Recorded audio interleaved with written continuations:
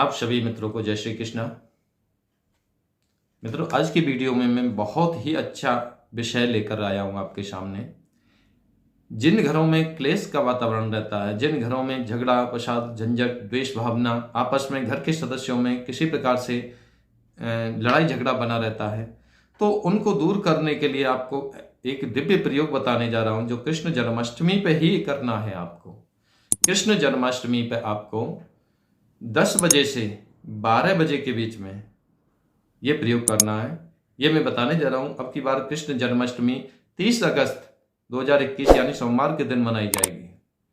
उसी दिन आपको ये प्रयोग करना है। रात को 10 बजे से 12 बजे के बीच में आप एक पीला आसन ले लें, आसन पर बैठ जाएं, तुलसी की माला ले लें। तुलसी की माला प्योर तुलसी की होनी चाहिए। तुलसी की माला ले लें, सामने लड्डू गोपाल जी को रख लें झूले में, जैसे झूला झुलाते हैं। अगर लड्डू गोपाल जी जिनके पास में नहीं हैं तो बाल गोपाल की एक छोटी सी तस्वीर रख लें और एक प्लेन सफ़ेद कागज ले लें, जो अक्सर सभी घरों में मिल जाता है। केसर ले लें थोड़ी सी, घर में हो तो ठीक है, नहीं हो तो बाजार से किसी भी दुकान से मिल जाती है। प्योर असली केसर ले लें थोड़ी सी, उसे घोल लें किसी छोटे से बर्तन में और गंगा जल में। एक अनार की छोटी सी डंडी ले लें, कलम जिसे बोलते हैं, जिससे बनाओगे आप। कलम लेकर केसर घोल लिया, पीला पीला सा द्रव्य हो जाएगा वो, और अनार की कलम से प्लेन सफ़ेद कागज पर एक मंत्र जो मैं बताने जा रहा हूँ वो लिखना है आपको। मंत्र है क्लीं कृष्णाय वासुदेवाय हरये परमात्मने प्रणतः क्लेश नाशाय गोविंदाय नमो नमः।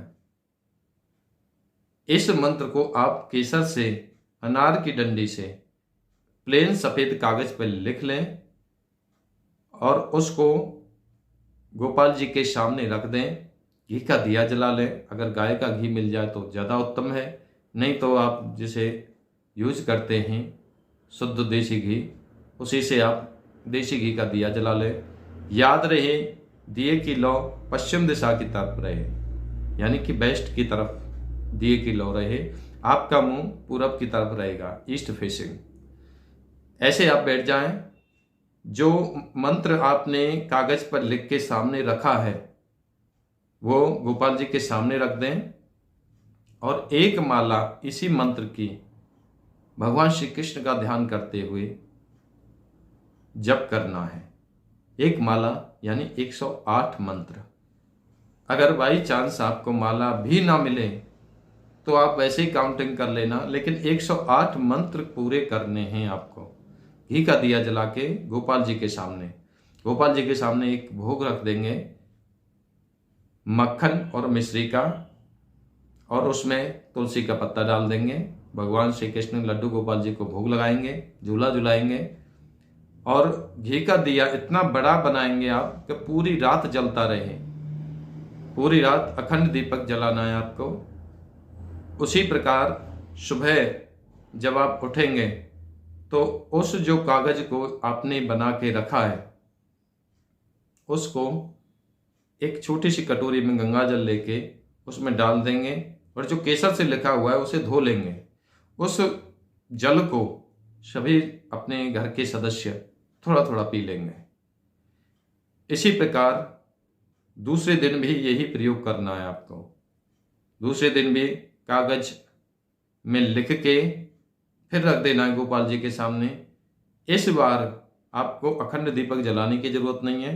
जब तक आप लिखेंगे और जप करेंगे जब तक ही दीपक जलता रहे। ये जरूरी है कि जब तक जप करेंगे तब तक तो दीपक जलता रहना चाहिए, फिर वो दीपक बुझ जाए कोई ज़रूरी नहीं है। उसके बाद में फिर सुबह ऐसे ही घर के सदस्य उसे धो के सारे सदस्यों को पिला देंगे। इसी प्रकार से ये नियम अगली राधाष्टमी तक, राधाष्टमी 14 सितंबर की है, राधाष्टमी तक प्रतिदिन ये प्रयोग करना है। कोई ज़्यादा टाइम नहीं लगेगा इसमें, मात्र 5 से 7 मिनट लगेंगे। 5 से 7 मिनट के प्रयोग में आप नियम से राधाष्टमी तक करना है ये प्रयोग।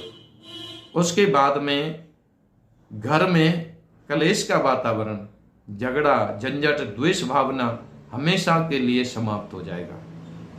घर में माँ लक्ष्मी जी का वास होगा, शांति बनी रहेगी। जिस घर में क्लेश भावना रहती है, झगड़ा रहता है, उस घर में एक नरक का वातावरण उत्पन्न हो जाता है। और जो घर शांति में होता है वही घर स्वर्ग कहलाता है।